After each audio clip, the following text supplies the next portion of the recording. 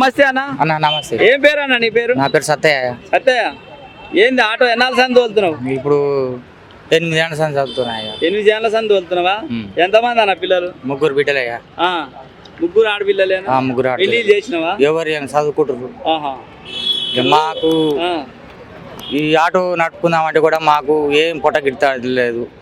బయట ఆన్లైన్లో అయిపోయినాయి, ఫ్రీ బస్ అయిపోయింది. ఈ మార్కెట్లోకి వస్తే ఎవరు దొరికితే వాళ్ళకు పోతురు. వచ్చే 10 రూపాయల కాడ కూడా చెడ కొడుతురు కొంతమంది. ఇక మా పరిస్థితికి ఇట్లా ఉంది నాయన, ఏం చేస్తాం? మీ ఆటోలు తిరగకపోవడానికి కారణం ఏంటి? పెట్టిర్రు, స్ట్రైక్ పెట్టిర్రు కానీ అది పట్టించుకోవట్లేరు. మీ ఆటో వాళ్ళు అందరు స్ట్రైక్ చేసి గవర్నమెంట్ ఏమన్నా అడిగిర్రు. అప్పుడు ఏమన్నాడు రేవంత్ రెడ్డి, నెలకు 12,000 లెక్కన ఇస్తాం, మా మహిళలకు 12,000 నెలకు అన్నారు. ఏదో బిల్డింగ్ డబుల్ బెడ్రూమ్లు అన్నారు, అవి లేవు ఇవి లేవు.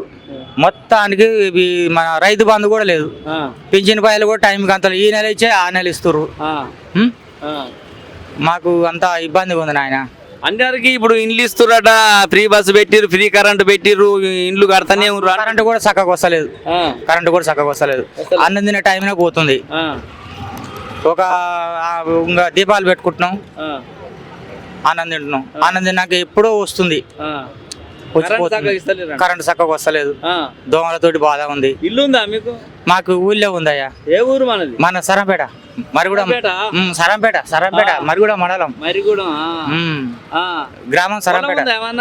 ఉన్నదయ్యా. రైతు బంధు పడుతుందా? రైతు బంధు లేదు నాయన. ఎందుకు? అదేంది పొలం పడుతుంది? లేదు రైతు బంధు. పొలం మాకు 2 పొత్తులు నాయన, 8 ఎకరాలు ఉంది అన్నదమ్మల పొత్తుల. రైతు బంధు పడుతుందా? రైతు బంధు లేదు.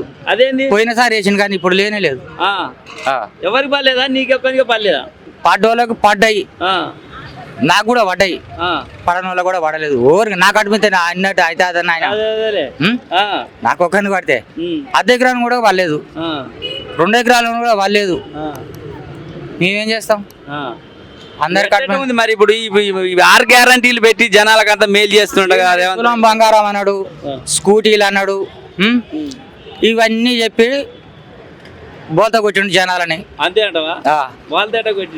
మరి ఏం బంగారం అనగానే మోసపోయారు, స్కూటీలు అనగానే మోసపోయారు.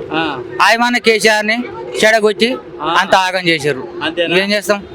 ఆయన మేము అడిగినామా ఇది కావాలా గది కావాలని? ఆయన తోచిన కాడికి ఆయన ఇచ్చిండు. పాపం దేవుడు, పాపం. ఎవరు దేవుడు? కేసీఆర్. దేవుడు దేనికి? అన్నిటికి లేవలేనికి అందరికి 10 ఎకరాల నూనె కూడా ఇచ్చారు.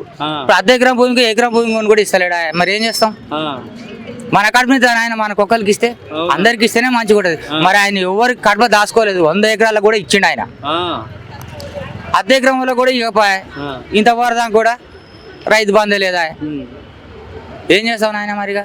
అయితే మొత్తానికి ఇప్పుడు ఆ ప్రభుత్వం బాగుందా, కేసీఆర్ ప్రభుత్వం, ఇప్పుడు కాంగ్రెస్ ప్రభుత్వం బాగుందా? నాయన టీఆర్ఎస్ మంచిగా ఉంది, కేసీఆర్ రావాలా మళ్ళా కూడా. ఆయనకే ధన్యవాదాలు. పాపం అయ్యా, ఆయనే మంచోడే. చూస్తున్నారు కదా ఇక ఆటో అన్న బాధ. ఆ ఆటోలకు గిట్టుబాటు లేక ఇంట్లో ఖర్చులు వెళ్తలేవట, కరెంటు చక్కగా లేదట.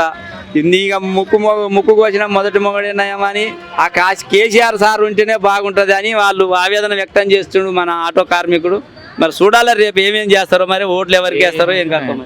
ఓ నాయన ఎటునైనా మన కారే గెలుస్తుంది, మళ్ళా కేసీఆర్ వస్తాడు. అంతేనా? ఇది పక్కా ఇది.